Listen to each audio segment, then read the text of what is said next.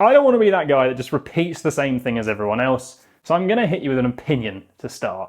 Many massive channels have crappy looking thumbnails. What's going on? But they perform well because of the Beider Meinung phenomenon. What that means is people are more likely to click on topic or creators they are interested in, and sometimes there's so much interest in an established creator that they can play by different thumbnail rules to smaller channels that don't have a recognizable brand. So here's what I mean. I love PewDiePie, and I bet this video did great, but if you put that on your video as a small channel, probably not gonna do that well. Now Felix might say this is one of his best performing thumbnails he's ever made. Does that mean we should copy it? Well, in most cases, no, because it's his face that triggers the interest, and ours probably won't. I actually made my own version of this, and that video caused 3 subscribers to leave.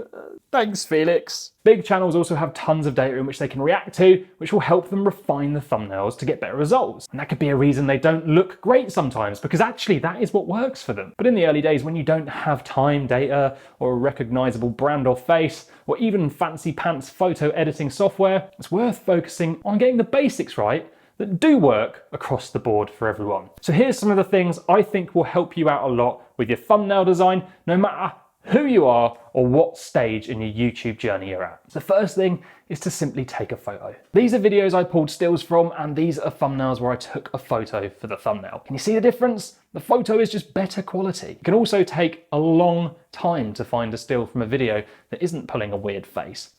And when you take a photo, you'll put more thought into the image rather than just hoping something comes along that might work. I mean, if you leave it up to a still, you're really limiting your creative options. The same applies if you do not appear in your thumbnail and you use an image. Photos are just better in so many cases. Number 2, left to right. In the West, we read from left to right. So if you're using text in your image, it makes sense to put the text in the left. Now, it's by no means wrong to put it anywhere else, but our eyes naturally seek outwards from that side. So if you can't decide where to put your text on your image, just eliminate your time-consuming choice by going with the safest option. Number 3, contrasting colors. So what you can see now is the Adobe color wheel. If you click here and then drag this around to the color that takes up most of your background, it will show you the exact opposite color, which means if you're using text and you want it to stick out from a background a lot, that opposite color is a great choice to go for. It's not wrong to use anything else. You can just trust in the decision that this will help you make. Number 4, text. If you do use text in your images,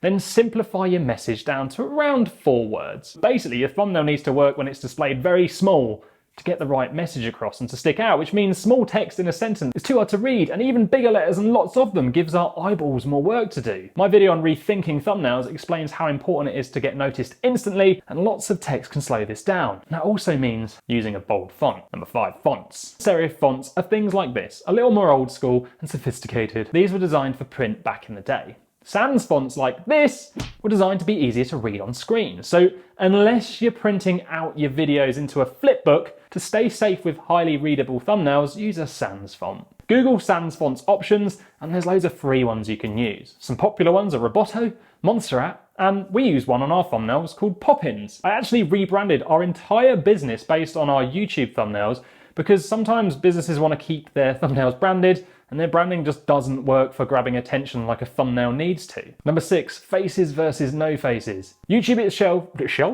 itself reports that thumbnails with faces pulling emotional expressions perform better. Now, I like to run with my face because it's way harder to design a thumbnail that is as unique as a face, and I'm trying to build up interest in this face that I spoke about last time. The thing is, if you don't appear in your content and you don't want to be on camera, it might not work for you, but don't panic. If that's the case, then think about what you can do to make your thumbnails instantly recognizable in the same way a face might be able to do that. And that would mean to build up a thumbnail style that over time has this recognition. So you could use the same colors or fonts, or it could just simply come down to the way you color correct photos. Like Peter McKinnon doesn't always appear on his, and you can tell a mile off it's one of his videos from his image because of the way it's shot and edited. Number 7, keep it simple. Design is hard. The first thing we all tend to do when trying to design something is to add lots to an image, because it feels like design is about adding things. But really, in most cases, especially in thumbnails, design is about making sure the most important thing, the thing that your potential viewer's brain will recognize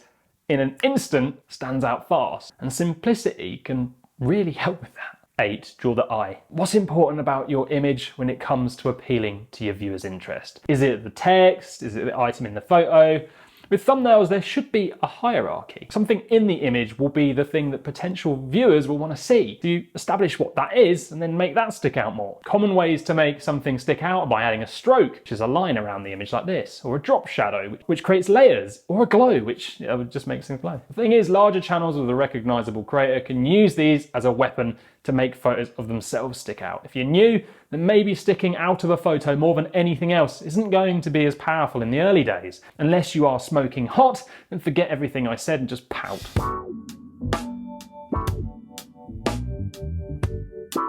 I'm not saying don't feature, just that new viewers might not seek your face. And I see a lot of people using strokes, and it might not be the best solution. But if you don't feature in it, check out this example. Simply by putting the item of importance in the middle and then putting some text behind it draws your eye in. This is one of James Kelly's thumbnails. Go check out his channel. I recently got to see his data and the click-through rate on the homepage for this video was epic. There's a link in the description. Number 9, keep things out of the bottom right corner. Simply because it gets blocked by this little number sometimes if you don't. That was a fast point. I wish they were all that fast. Number 10, tell a story. A before versus after, an action shot from the set, even just an expression can tell a story that works with your title. If you don't use text, story is going to play a big part in your images. And number 11, never ever use the default thumbnail. I have nothing other to say on that. Please never use one of these 3 options. It means YouTube.